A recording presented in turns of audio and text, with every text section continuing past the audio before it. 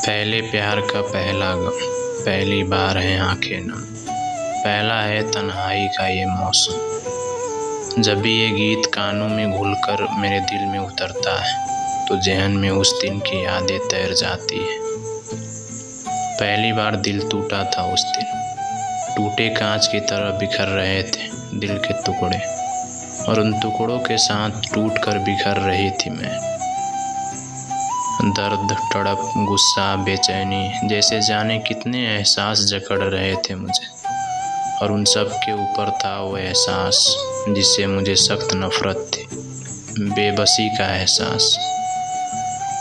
Modern ज़माने की आज़ाद ख्यालों की लड़की थी मैं, अपना आत्मसम्मान और स्वाभिमान सर्वोपरि था मेरे लिए। दुनिया जीत लेने का हौसला रखती थी मैं, लेकिन कितना बेचारा महसूस कर रही थी मैं उस दिन। दीवार के कोने में सिकुड़ कर फूट फूट कर रोए जा रही थी, और कोई संभालने वाला आसपास नहीं था।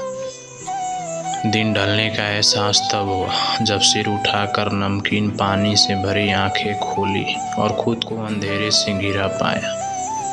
बदहवास से उठ बैठी मैं और उंगलियों से टटोल कर स्विच बोर्ड तलाशने लगी। स्विच ऑन करने पर कमरा तो रोशन हो गया, लेकिन जिंदगी मुझे यूं ही अंधेरी सी महसूस होती रही। मैं पर्स की ओर लपकी और मोबाइल निकालकर उसका मुआयना करने लगी।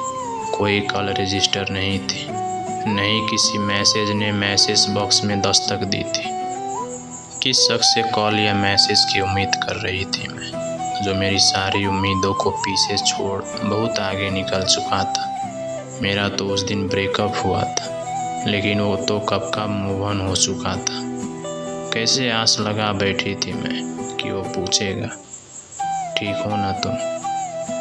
उसे मेरे ठीक होने से तो क्या, शायद मेरे होने से भी फर्क नहीं पड़ता था। अपने को बेगाने होने में ज़रा भी वक्त नहीं लगा। पहली बार एहसास हुआ था उस दिन, जो सुबह तक अपना था शाम तक बेगाना हो चुका था। कितनी आसानी से कह दिया था उसने, अब मेरे दिल में तुम्हारे लिए कोई फीलिंग्स नहीं बची है, अब मैं किसी और से प्यार करता हूँ। हमारा क्या? पूछने पर बड़ी ही बेपरवाही से बोला, सब खत्म। इतनी आसानी से क्या सब खत्म हो जाता है? 4 साल की यादें क्या एक झटके में मिट जाती है? इतनी आसानी से क्या सब कुछ भुलाकर आगे बढ़ जाया जाता है? यदि हाँ, तो कोई बता दे कैसे। मुझसे नहीं हो पा रहा था, समझ नहीं पा रही थी कि क्या करूं। प्यार की पहली रात मैंने उसके सपने देखते देखते गुजार दी थी, पर ब्रेकअप की रात कैसे गुजारूं समझ नहीं पा रही थी। अपने एक BHK फ्लैट में चहलकदमी करते खुद से डर लगने लगा था मुझे। पंखे पर नज़र पड़ती तो लटक जाने का मन करता, चाकू देख नस काट लेने को जी चाहता। 5वीं मंजिल के अपने फ्लैट की बालकोनी तक जाती तो नीचे छलांग लगा देने मन उतारू हो जाता। अंदर से तो मर चुकी हूँ, अब जी कर क्या करूँगी, ये ख्याल हावी होने लगा था मुझ पर। और वो पल आ ही गया जब मैं खुद पर से काबू खो बैठी। बालकनी की रेलिंग पकड़े टकटकी लगाए ज़मीन को देखते देखते ज़िंदगी और मौत के बीच का फासला नाप लेने का ख्याल दिल में मचल उठा। रेलिंग पर चढ़ने मैंने कदम बढ़ा दिया था। मेरे मौत को गले लगाने के ख्याल और वास्तविकता का मेल बस होने को ही था कि डोरबेल जोर से घनघना उठी। दुनिया छोड़ने को तैयार मैंने मन में जाने फिर से कौन सी आस जग गई। इतना सब होने के बाद भी दिल के किसी कोने में शायद अब थोड़ी सी उम्मीद बाकी थी। मैंने तेज कदमों से चलते हुए दरवाजे तक पहुंची और धड़कते दिल से दरवाज़ा खोला, पर सामने वो नहीं बल्कि एक अजनबी खड़ा था। हेलो, उस अजनबी ने कहा। कोई जवाब देने के स्थान पर मैंने ऊपर से नीचे तक उसे यूं देखा मानो वो कोई इंसान नहीं, एलियन। वो थोड़ा सकपका सा गया, फिर बोला, मैं चिराग ठक्कर। आज ही फ्लैट नंबर 505 में शिफ्ट हुआ हूँ। काफ़ी पीने का मन हुआ पर शक्कर नहीं थी। थोड़ी शक्कर मिलेगी? कहते हुए उसने स्टील की एक कटोरी मेरी ओर बढ़ा दी। 2 मिनट तो मुझे कुछ समझ नहीं आया। जिन हालातों से मैं पूरे दिन गुजरी थी, उस समय किसी के सामने खुद पर काबू रखना किसी इम्तिहान से कम नहीं था। जाने कब आंसू धोखा दे दे और मेरा हाले दिल बयां कर दे, इसका कोई भरोसा न था।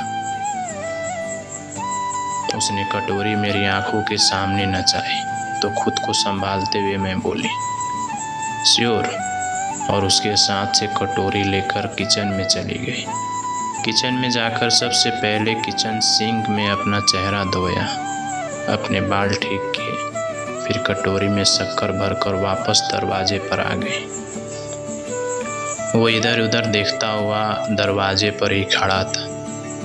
मैंने कटोरी उसके हाथ में दे दी, लेकिन वो तब भी वहीं खड़ा रहा।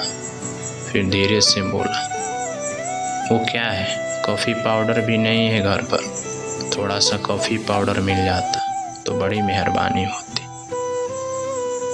मैं बिना कुछ कहे ही किचन में चली गई और कॉफ़ी पाउडर का एक पाउच लेकर वापस दरवाजे पर आई और उसके हाथ में थमा दिया। मुझे लगा कि वो मेरा शुक्रिया अदा करेगा, वहाँ से रुखसत हो जाएगा, लेकिन वो खड़ा ही रहा। मैंने सवालिया नज़रें उस पर डाली तो खिसियाते हुए वो बोला, थोड़ा सा दूध मिल जाता तो कॉफ़ी बन जाती मेरी। ये सुनना था कि मैंने उसके हाथ से शक्कर कटोरी छीन ली। मुझे बस देखता रह गया। किचन की तरफ जाते हुए मैं उससे बोली, आप ड्राइंग रूम में बैठिए, मैं आपके लिए कॉफ़ी बना कर लाती हूँ। नहीं, आप क्यों तकलीफ़। उसका वाक्य पूरा होने के पहले ही मैं किचन में प्रवेश कर चुकी थी। उसके कदमों की आहट से मैंने जाना कि वो अंदर आ रहा है। अंदर आकर वो ड्राइंग रूम में रखे सोफे पर जम गया। मैं किचन में कॉफ़ी बनाने लगी। आपने घर को बहुत करीने से सजाया है, उसने ड्राइंग रूम में बैठे बैठे कुछ तेज़ आवाज़ में कहा, ताकि उसकी कही बात मुझे किचन में सुनाई दे जाए। थैंक्स, मैंने किचन से ही जवाब दिया। 1 महीने पहले ही ख़रीदा था मैंने ये 1 BHK फ्लैट। किराए के घर की टेंशन लेना मेरे बस में नहीं था, इसलिए थोड़े पैसे जमा होते ही मैंने ये फ्लैट ही ले लिया। यदि जॉब के सिलसिले में कहीं और जाना हुआ तो इस फ्लैट को किराए पर दे देने का इरादा था मेरा। छोटे से इस फ्लैट को बड़े ही प्यार से सजाया था मैंने। पूरे 15 दिन लिए थे मैंने इसे सजा कर अपना घरौंदा बनाने में। अब तक किसी को नहीं बुलाया था। सोचा था पूरी सजावट कर लेने के बाद सबसे पहले अपने लव को दिखाऊंगी, लेकिन ऐसा होने के पहले ही वो मेरा एक्स लव हो गया। अपने फ्लैट की सजावट की सबसे पहली तारीफ जिससे सुनना चाहती थी वो मेरे आसपास नहीं था। जो था वो था एक अजनबी। लेकिन शायद कुछ चीज़ें किस्मत में ही लिखी होती। इस अजनबी से अपने घरौंदे की तारीफ सुनना शायद मेरी किस्मत में लिखा था। दूध उफना तो मैं ख्यालों की दुनिया से बाहर आई। झटपट कॉफ़ी बना मैं 2 मग हाथों में लिए ड्राइंग रूम पहुंची तो उसकी नज़रों को कमरे का मुआयना करता हुआ पाया। मुझे देख वो उठ खड़ा हुआ और मेरे हाथों से कॉफ़ी के 2 मग लेकर सेंटर टेबल पर रख दिया। मैं फिर से किचन में गई और एक प्लेट में बिस्कुट और मिक्सचर लेके आई। सॉरी, मेरी वजह से आपको तकलीफ़ हुई, वो कुछ खिसियाते हुए बोला। नहीं, ऐसी कोई बात नहीं, आप प्लीज़ कॉफ़ी लीजिए, मैंने जवाब दिया।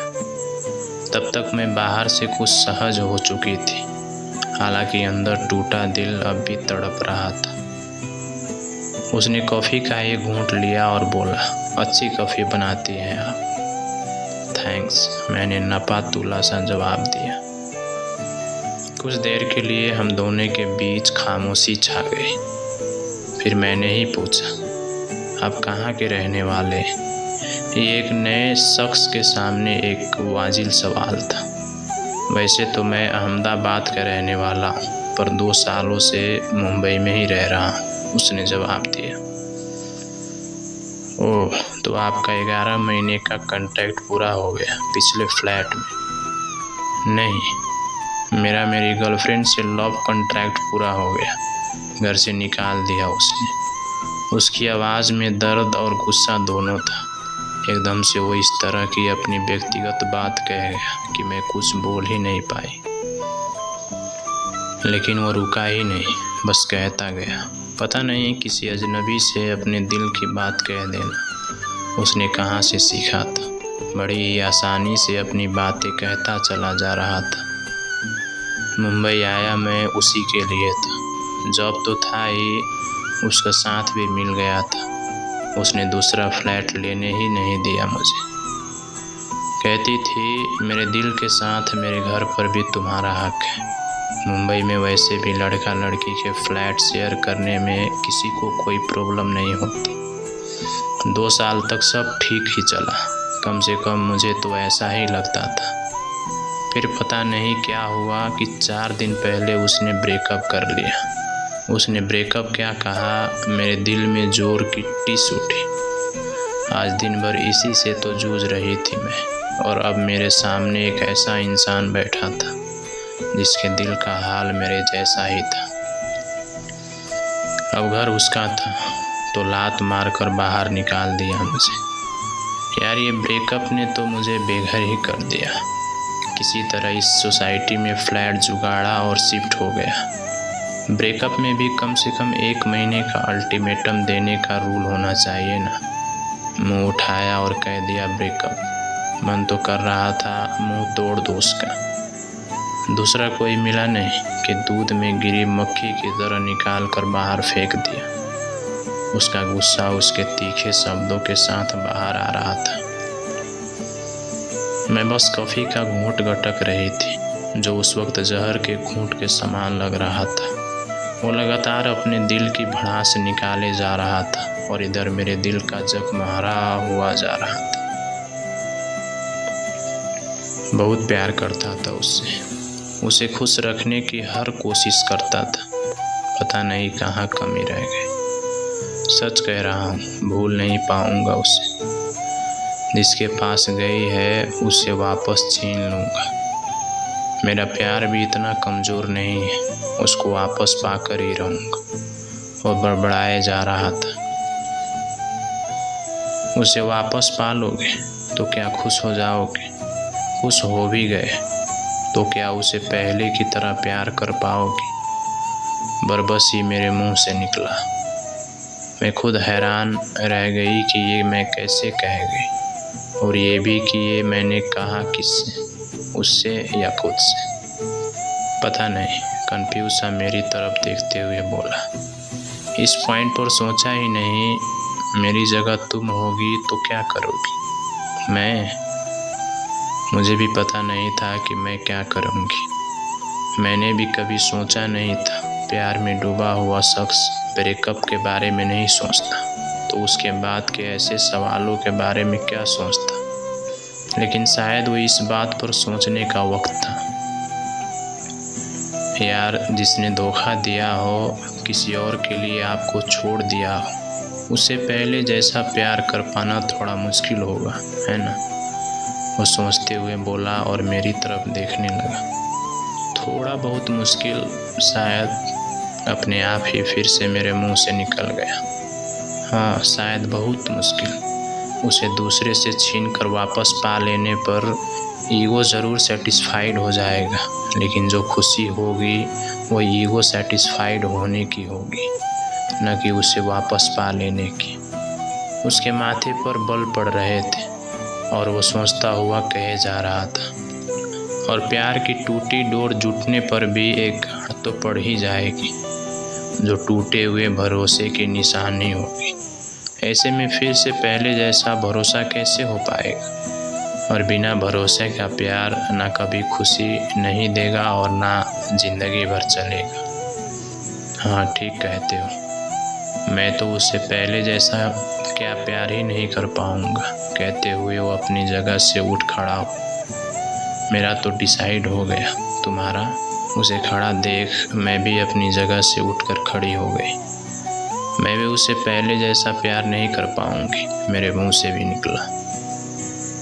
थैंक्स कॉफ़ी के लिए भी और इस डिसीजन पर पहुंचने में मेरी हेल्प करने के लिए भी।